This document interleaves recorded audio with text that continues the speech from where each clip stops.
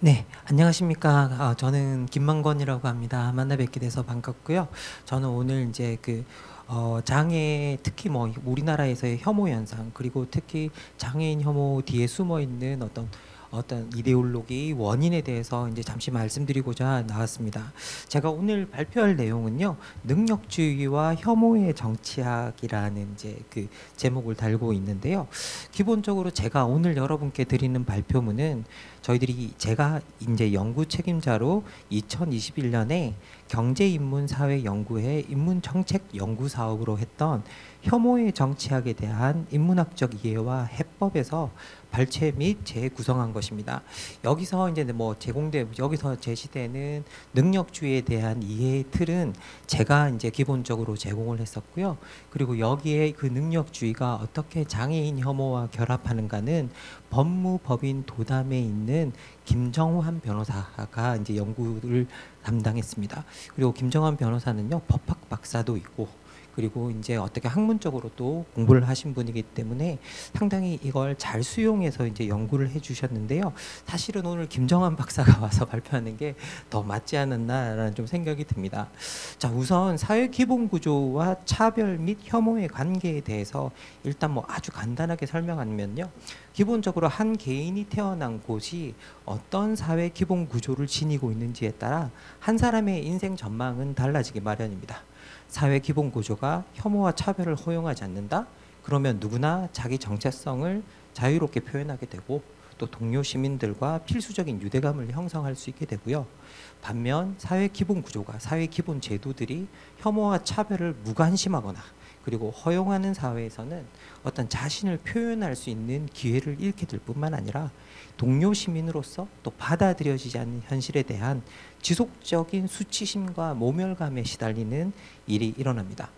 실제 이제 우리가 혐오와 차별을 금지하고자 하는 제도가 종교적인 이유나 경제적인 이유나 문화적인 이유로 만약에 거부되는 사회에 살고 있다면 우리 옆에 누군가는 정치적이고 사회 문화적인 차별 앞에 모욕과 굴욕을 당연히 경험할 뿐만 아니라 법 앞에서도 평등하지 않은 인간으로서 국가 제도의 적절한 제도적 보호 밖으로 배제되어서 추방된 삶을 살게 되는, 그러니까 아주 간단하게 말하면 그냥 2등 시민이 되어 살게 되는 일들이 일어납니다.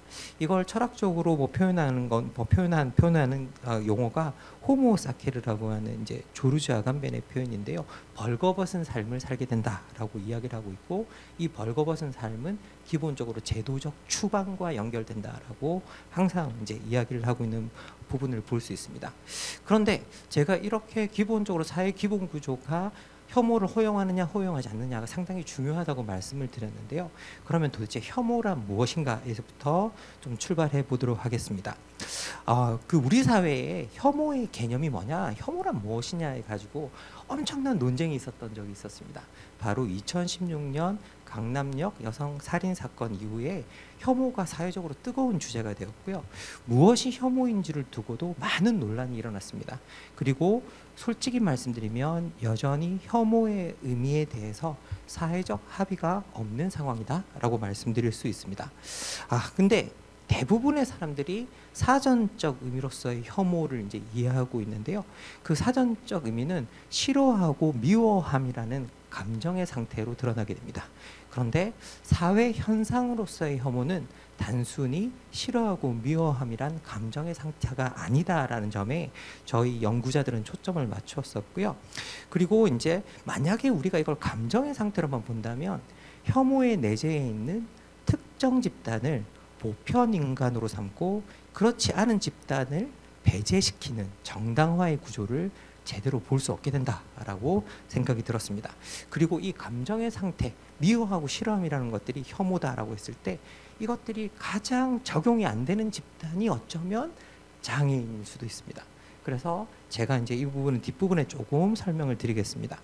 어쨌든 기본적으로 혐오는요, 어떤 누군가를 보편 인간으로 설정하고 그리고 또 어떤 특정한 집단을 그 보편 인간의 타자, 보편 인간의 바깥에 있는 사람들로 설정을 해서 그 보편 인간의 바깥에 있는 사람들을 지속적으로 차별하는 일을 정당화하는 문화이자 일종의 구조입니다.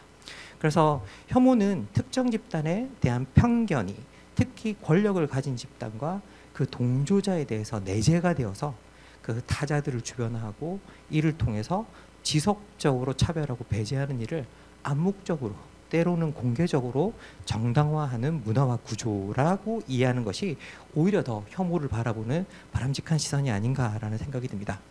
특히 우리 사회에서 혐오가 더 심각한 문제가 되는 건요. 혐오가 향하는 방향이 사회적 약자와 소수자를 향하고 있기 때문입니다. 기본적으로 사회적 약자와 소수자는 정상인, 보편인이라는 관점에서 가장 쉽게 타자들을 주변화시켜서 배제할 수 있는 그런 존재들입니다. 이 집단을 향한 선입관에는 오류가 발견되어도 그 수정하지 않는 편견이 되고, 그리고 그 편견이 차별과 배제를 내재화한 혐오로 이어지는 경향을 우리가 실제로 이제 볼 수 있습니다. 특히 지금 우리가 혐오의 대상들이라고 제가 표현했는데요. 전통적으로는 여성과 장애인, 그리고 성소수자들이 여기에 해당하고요. 그리고 지구화 시대 이후에는 이주민과 난민들이 이런 혐오의 대상이 되고 있습니다. 그리고 이건 우리 사회에서도 마찬가지임을 볼 수 있는데요. 그런데 이런 혐오는 정치학적으로 분석할 필요가 있습니다. 그 이유는 뭐냐라고 하면 정치학에서 가장 유명한 정의입니다. 정치란 가치의 권위적 배분이기 때문입니다. 한 사회에 혐오가 난무하고 있다는 건 정치가 가치의 권위적 배분에 실패했기 때문에 일어나는 일이다라고 볼 수 있습니다. 그래서 특히 이 발표문은요, 이런 혐오가 우리 사회에 이런 아주 구조적으로 사람들을 차별하고 배제하는 이런 혐오가 기반을 두는 아주 중요한 가치가 뭐냐라고 하면 능력주의가 있다라고 이제 이야기를 하고 있습니다. 달리 말해서 지나치게 많은 권위가 능력주의에 부여되고 있고, 능력주의라는 가치에 부여되고 있고, 게다가 이게 공정성 담론과 결합을 하면서 사회적 약자 및 소수자를 정상인, 보편인, 그러니까 정상인도 힘들다, 보편인도 더 힘들다라는 식의 관점에서 가장 쉽게 주변화하고 배제하는 역할을 하고 있다라고 주장을 하고 있습니다. 그러면 이제 또 저희들이 이제 두 번째 물어야 될 건 그럼 능력주의란 무엇이냐인데요. 실제 저희들이 지금 쓰고 있는 능력주의의 이 의미는 사회적 지위, 부, 명예 등을 신분이나 타고난 배경에 따라 분배하는 게 아니라 개인의 능력에 따라 분배하자는 발상입니다. 실제 능력주의는요, 기본적으로 신분 사회를 타파하기 위해서 나왔던 발상이었기 때문에 상당히 긍정적인 역할을 가지고 있었던 시기가 있었습니다. 그런데 이 발상은 그래서 매우 공정하게 보이지만 또 한 번만 더 뜯어보면 어떤 뜻이 있느냐, 능력이 만드는 자격에 따라 계층이 갈리는 것은 당연하다라는 발상을 또 내포하고 있습니다. 자, 그러다 보니 기본적으로 이 능력주의는 자격의 논리를 언제나 담고 있는데요. 능력 있는 자는 대우받고 그렇지 않은 자는 그럴 자격이 없다라는 능력주의적 발상이 있습니다. 그리고 이 발상은 언제나 공정성이란 것과 쉽게 결합할 수 있는데요. 공정성 역시 늘 그럴 만한 자격이 있다라는 논리를 취하고 있기 때문입니다.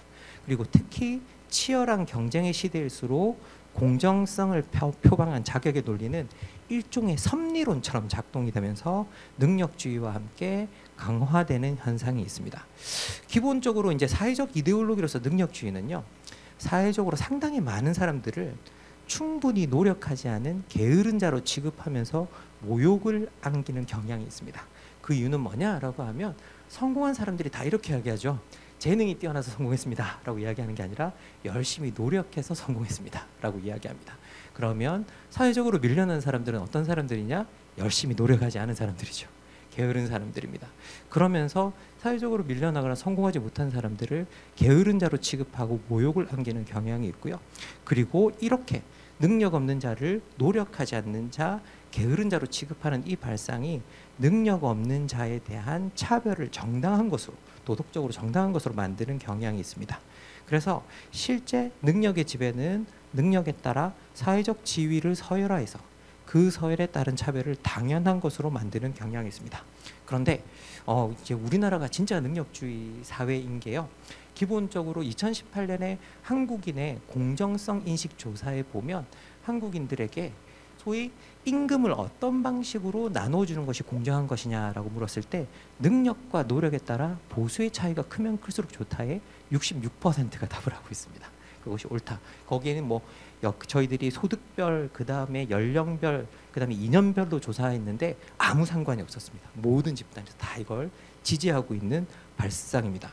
자, 그러다 보니 어떤 일이 일어나느냐, 이런 능력주의 사회에서 철학자 진태원이 의례 민주주의에서 지적을 하듯이 아주 좁은 능력주의 문을 통과해서 특권을 차지한 층이 그렇지 않은 사람들을 깔보고 대하는 갑질이 일어나고, 그리고 갑의 특권화에 반대하는 을은 또 자신이 차별하고 혐오하는 대상으로서 병과 정을 거느리고, 그리고 병은 갑과 을의 특권화에는 반대하지만 자신이 차별하고 혐오하는 정을 거느리는 현상, 소위 말하는 계단화된 공정성 현상이 나타난다라고 이야기를 하고 있습니다.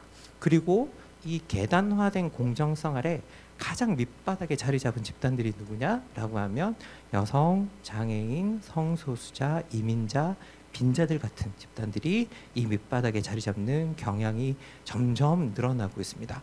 특히 이제 대다수 민주 정체는요, 사회적 약자나 소수자를 배려하는 정책을 쓰고 있습니다.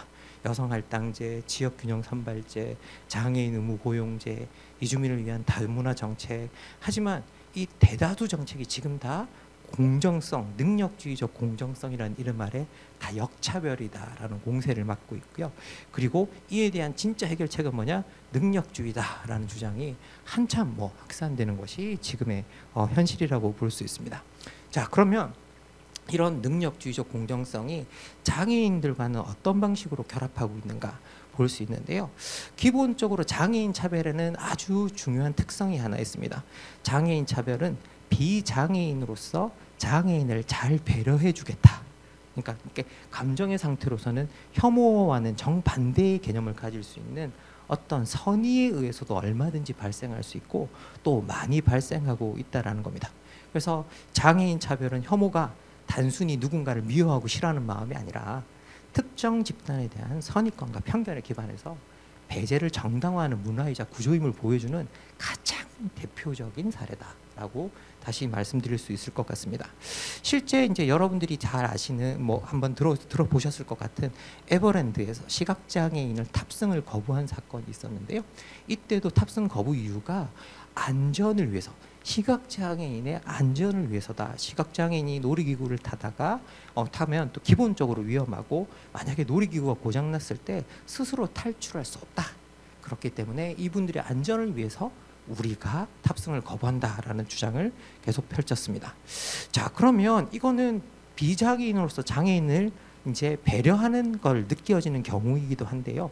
하지만 이런 차별이 선의에 기반한다는 이유로 정당화될 수 있을까? 그리고 오히려 장애인은 무능력하다는 관념에 기반해서 이루어지는 것 아닌가? 그래서 능력주의와 장애인에 대한 혐오와 이 차별을 연관시켜서 판단하는 것은 매우 중요하다라고 볼 수 있습니다. 실제 저희들이 이제 이 능력주의를 가지고 정말 능력주의를 사회가 아주 자기가 쓰고 싶은 방향으로 쓰고 있는데요. 실제 교육에 가면, 장애인 교육에 가면, 자, 장애인들이 이 비장애인들과 같이 교육을 받을 능력 자체가 없다. 그러니까 좀 분리시켜서 교육시키는 게 좋겠다라고 해서 여기에서는 능력의 차이를 주목하면서 소위 차이가 벌어집니다. 그런데 문제는 뭐냐? 노동시장이 들어가면 교육은 이런 차이를 두면서도 노동시장에서는 이런 차이가 무시되기 십상입니다. 하나의 예를 들면 농아인에게 신입사원의 채용 자격으로 토익 점수를 요구한 경우가 있었습니다. 그런데 토익 시험의 절반은 듣기 시험입니다. 그러면 농아들은 이 듣기 평가를 치러낼 방법이 없다라는 걸 실제로 이제 볼 수 있죠. 그러면 이건 어떤 거냐? 교육은 비장애인과의 능력의 차이를 고려하면서 분리해서 이루어지면서도 노동시장에서는 그 차이를 무시하는 방식으로 이루어진다라는 거죠.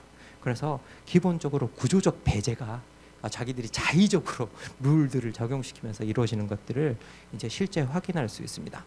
자, 그럼 이런 능력주의 관점에서의 장애인 혐오라고까지 부를 수 있는 현상들은 어디에 기반을 하고 있느냐? 우리들이 다 알고 있는 우생학에 기반을 하고 있습니다. 마치 우리들은 지금 현재 우생학이 사라졌다고 생각을 하고 있는데요. 네, 나치 이후에 사실은 사회생물학이라는 이름으로 당당히 살아남아 있고, 그리고 최근에 여러분들 다 DNA에 열광하고 계시는 걸 실제로 볼 수 있습니다. 유전자에 사실은 열광하는 것 자체가 바로 여기에서 나오는 이제 현상이라고 볼 수 있을 거고요.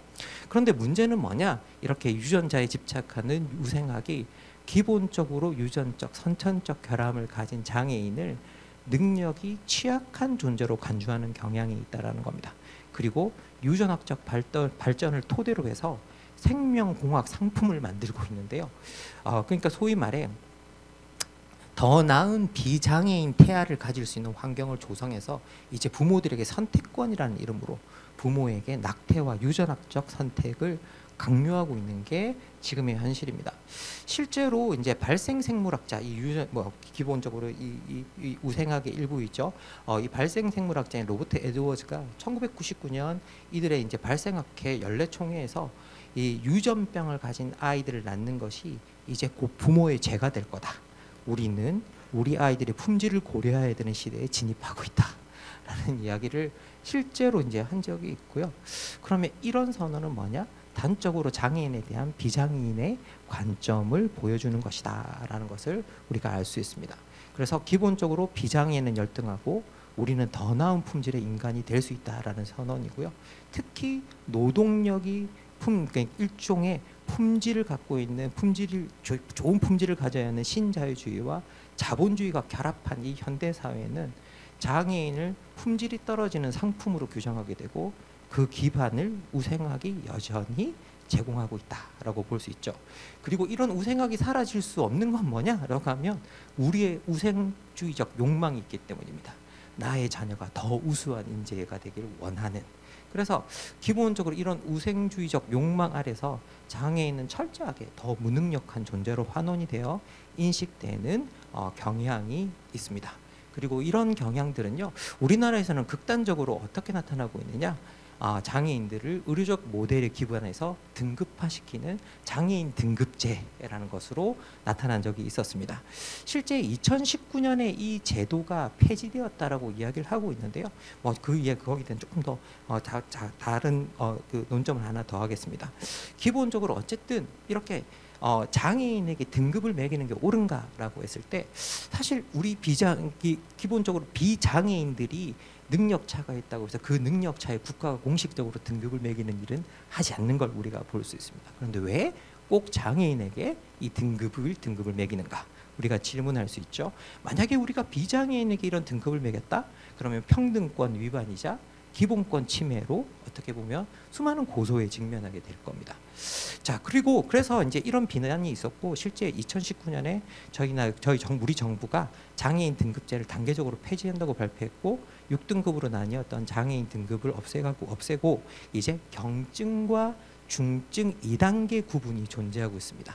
그런데 이것을 이제 김정환 변호사를 비롯해서 이제 많은 사람들이 여전히 이것이 등급제다. 근데 일부 사람들은 이게 독일도 중증 장애인들과 기타 장애인을 구분하고 있어서 우리나라와 같은 이원화가 적절하다. 우리나라처럼 이원화하고 있다. 그러니까 우리나라도 이런 이원화하는 게 맞다라고 주장하지만 독일과 우리는 아주 다른 측면이 있다라고 이야기합니다. 죄송합니다. 제가 오타가 났네요. 독일의 장애인 법제가 기본적으로 중증 장애인을 중심으로 구성이 되어 있고 그리고 장애인의 90%가 중증 장애인에 해당할 정도로 중증 장애인의 범위가 넓고 그리고 중증 장애인에 해당하지 않는 장애인도 중증 장애인과 동등하게 대우받을 수 있는 권리를 부여하고 있기 때문에 이것이 큰 차이가 있다라고 이제 이야기를 하는 거죠. 그리고 이런 능력주의적 기반이 이제 가장 극단적으로 나타나는 우생학과 함께 나타나는 게 소위 말해 장애인을 시설에 가두어야 한다. 시설에서 생활하도록 만들어야 된다라는 발상입니다. 그래서 장애인 스스로 삶을 결정할 능력이 부족하기 때문에 시설에 넣어서 한정시켜서 보호하고자 한다. 이것들 선의로 포장되는 경우가 너무 많죠. 하지만 결국 이 시설이 사회적으로 추방되는 어떤 그런 제도다라고 사실은 또 볼 수 있는 측면이 있습니다. 그래서 사회 속에서 가장 큰 차별이 기본적으로 한 사회로부터 추방이라는 것을 우리가 너무 이제 누구나 다 쉽게 이해하실 수 있을 거라고 생각을 합니다. 그런데 우리나라는 사회복지시설 중심의 제도 운영이 그 출발부터 시작해서 다 격리와 분리의 역사였다라는 것. 그리고 그래서 이제 여기에 해당해서 저희들의 질문은 아주 간단하고 명령합니다. 인간의 존엄을 시설에 수용하는 일이 이를 중심으로 지키는 게 옳은가? 그 방식이 우리가 미래에도 지속해야 할 방식인가? 자, 그러면 이제 찰시설을 위해서 어떤 것들을 해야 되느냐라고 할 수 있는데요. 여기서는 뭐 구체적으로 풀어놓은 것보다는 그냥 주거 정책이 필요하고, 그리고 거기에 따르는 소득 정책, 그리고 개별 필요에 따른 활동 보조 서비스 같은 것들이 필요하다라고 하는 어떤 그런 것들을 제가 언급해 두겠습니다. 자, 그리고 이제 마지막으로 장애인 혐오가 발생하는 일반적 경향과 함께 그러면 우리가 어떤 장애인 정책을 만들더라도 이런 지침이 있었으면 좋겠다고 하는 세 가지 일반적 지침을 좀 정리해 드리고 싶은데요. 기본적으로 장애인, 지금 현재 우리나라에서 나타나는 장애인 혐오의 일반적 현상은 뭐냐? 대체로 첫 번째, 선의로 포장된 무능력에 대한 관념이 작동하고 있다. 장애인은 무능력하다라는 것. 그리고 두 번째는 아까 말씀드린 내재화된 우생학적 관점, 그러니까 장애인을 철저하게 무능력하게 보는 관점이 바로 이런 우생학적 관점이 모델이 돼서 등급제 같은 걸로 나타나고 있다. 그리고 능력 없는 사람은 분리되어야 된다. 그래서 시설로 이제 옮기는 방식으로 나타나고 있다. 그리고 늘 아까 말씀드렸듯이 노동시장은 비장애인 중심적이다. 그리고 제가 이제 사실 분량상 언급하지는 않았지만 또 다른 패턴 하나가 뭐냐면 일상의 언어에 장애인 차별이 자리 잡고 있다. 아주 그냥 가장 가벼운 사례를 이야기하자면 벙어리 장갑 같은 거죠. 예. 그리고 더 나가서 이제 이것도 저는 좀 주목해봐야 된다고 하는데요. 우리나라에는 법원이 최소한의 보장의 법칙 원칙이라는 걸 들고 있는데 자꾸 이걸 장애인 정책에도 똑같이 적용하려고 하는 경향이 있다. 그러니까 최소한만 보장해주면 우리는 다 한 거다라고 하는 이제 그런 경향들이 있다라는 거죠. 그래서 장애인 혐오 대응 정책을 위한 세 가지 정책 원칙을 이제 제가 여기서 마지막으로 이제 저희들이 연구자들이 같이 의논해서 정한 거였는데요. 첫 번째가 탈우생학의 원칙이었습니다. 우생학이 사람을 철저히 능력주의로 평가하는 사고의 산물이기 때문이고요. 그리고 배제 형식으로 사람을 가르고 노동력을 점수하고 더 나은 사람이 존재한다고 판단하게끔 하기 때문에 이런 능력주의가 가진 문제점을 그대로 안고 있는 우생학에 대한 신화를 부정할 필요가 있다라고 이야기를 하고 있고요. 그리고 탈등급화의 원칙, 당연히 뭐 탈능력주의, 탈우생학에서 나오는 논리적 기결이다. 그리고 등급제야말로 행정 편의를 위한 장애인 차별에 해당한다. 라고 또 말씀드릴 수 있을 것 같습니다. 그리고 탈시설화의 원칙인데요. 이제 과거에 우리나라에서 사회복지시설이 우리나라 복지 여력이 없을 때 했던 역할이 있었다라는 걸 부정하는 것은 아니다. 하지만 이제는 그 패러다임이 바뀌어야 되고 장애인은 지역사회에서 비장애인과 어울려 살아야 하고 그리고 그 어울림 가운데 맞춤형 전달 체계와 지방자치단체의 지원 아래서 장애인의 자기 선택권이 존중될 수 있는 방식으로 우리가 움직여야겠다라고 이제 말씀드릴 수 있습니다. 자, 그리고 마지막으로 뭐 언급하는 건데요. 이거는 뭐 최근에도 일어나고 있는 일이기 때문입니다. 장애인 이동권 투쟁이 일어나고 있습니다.